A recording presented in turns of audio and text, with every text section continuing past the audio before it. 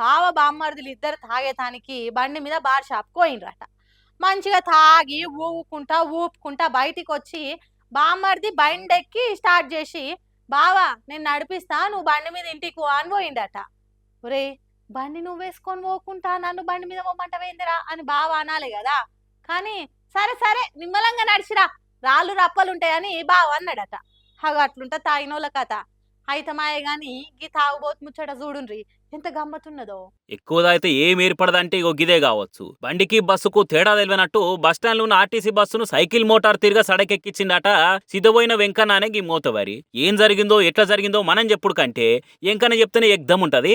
Police sir అడుగుతుంటే ఒక్కొక్క ముచ్చట ముద్దగా చెప్తున్నాడు. ఎంకన్నా ఇక నువ్వు కానీ ఏడుగు వేస్తానా మరి తిరుపతి తిరుపతి పోతుందంట నీకు బస్సు ఎందుకు ట్రైన్ లేదని వెళ్ళగొట్టి 2 సార్లు తిప్పి అయితే బస్సు కనవడం బస్సు ఎత్తుకోపోతున్నా లేదు అలా పండుకుందామని మామూలుగా వాళ్ళకి ఎక్కిన ఇట్లా కూర్చొని ఇట్లా లేరవుతా అంటే దాంట్లో గల్లు అని సౌండ్ వచ్చింది.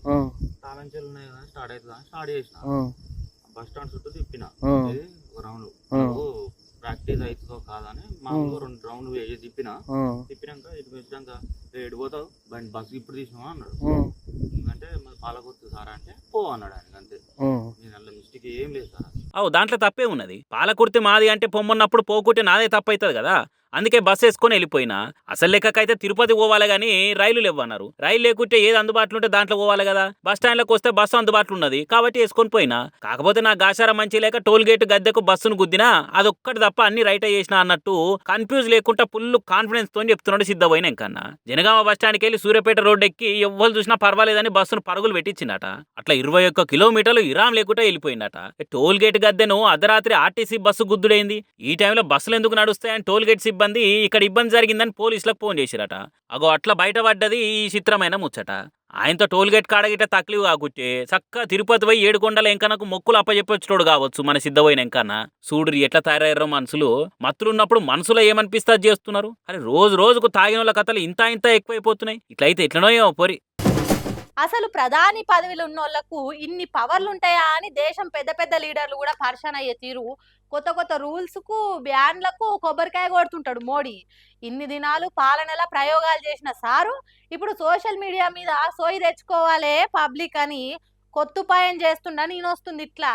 బ్యాంక్ అకౌంట్ లేని జనాలు ఉన్నారేమో గానీ సోషల్ మీడియాలో ఫేస్బుక్, ట్విట్టర్, ఇన్స్టా అకౌంట్లు లేనోళ్ళు లేరుపోరి. ఇంకేమనంటే ఒక్కొక్కరికి 2-3 ఖాతాలు ఉన్నాయన్న ముచ్చట కూడా కాదని లేని కరెక్ట్ మాటనే. పెద్దోళ్లే కాదు బల్లెగోయే పిల్లలకు కూడా సోషల్ మీడియా మస్తు కామన్ అయిపోయింది. ట్విట్టర్లో ఫ్యాన్ వార్లు, ఇన్స్టాలో మోస్ట్ ట్రెండింగ్ రీల్స్, స్నాప్చాట్లో అప్డేట్లు, ఇక ఫేస్బుక్ అయితే నోట్బుక్స్ కంటే ఎక్కువ సార్లు తెరిచి చూస్తుడే నా పోరగాళ్ళు. ఇక ఈ ముచ్చట మీదనే నజరేసిండో ఏమో గానీ మైనర్లకు సోషల్ మీడియా బ్యాన్ చేయాలని ఆలోచనలు పడ్డాడట మోడీ సారు. బయట దేశాల టూర్లున్న ప్రధాని నేను ఆస్ట్రేలియాలో అడుగు అక్కడి ప్రధాని కలిసిండు. ఇక అటెంగా మీటింగుల్లో మాట వచ్చి 16 ఏళ్లలో పిల్లలు సోషల్ మీడియా వాడకుండా ఆస్ట్రేలియా బ్యాన్ చేసిన ముచ్చటను మురుసుకుంటా మస్తు మెచ్చుకున్నాడు సారు. దీని ఇండియానే కాకుండా దునియా మొత్తం ఫాలో అవుతందుకు ఉదాహరణ. మేము మీ నుంచి చాలా నేర్చుకుంటున్నాము అనుకొచ్చిండు. చెప్తేనా మరా కావాలంటే మోడీ సార్ మాటల్లో మీరేనురి.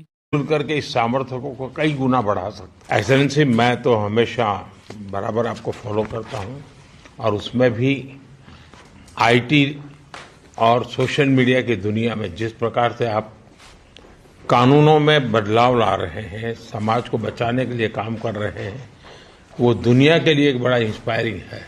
हम आपसे बहुत कुछ उसमें से ले रहे हैं।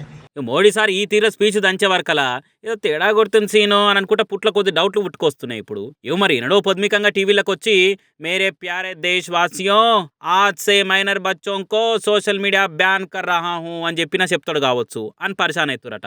ఇంటూ కూడా ఇవ్వకుంటే ఇదివరకే పెద్ద నోట్లు రద్దు చేసి అటు ఇంకా లాక్డౌన్ పెట్టి పబ్జీ, టిక్ టాక్లను బాజాప్తా బ్యాన్ చేసి సోషల్ మీడియా మీద కంట్రోల్ ఉండాలి, మైనర్లు వాడకుండా చూడాలనే మాట చాలా వద్దరసని నినొస్తూనే ఉండే. మస్తు మంది మాట్లాడుతూనే ఉన్నారు కూడా. కానీ ఇట్లా కట్టడి చేసే తీరు ఆలోచనలు అయితే ఎవరు చేయలే. మరి ఆయన మోడీ సార్ సీరియస్ తీసుకొని ఇది మనము చేయాలి, మన పిల్లలకి అవసరమా అని అంటాడు కావచ్చు అని మోడీ మీమ్స్తోనే బ్యాన్ చేస్తారని వస్తున్న సోషల్ మీడియానే పోటీల మీద పోస్టులు వేస్తారు జనాలు. మరి మోడీ మనసులు ఏమున్నదో ఇండియాకి వచ్చినాక ఇగురంతో ఆలోచన చేసి ఇది ముచ్చట అని ఏం చెప్తారో చూడాలిగా.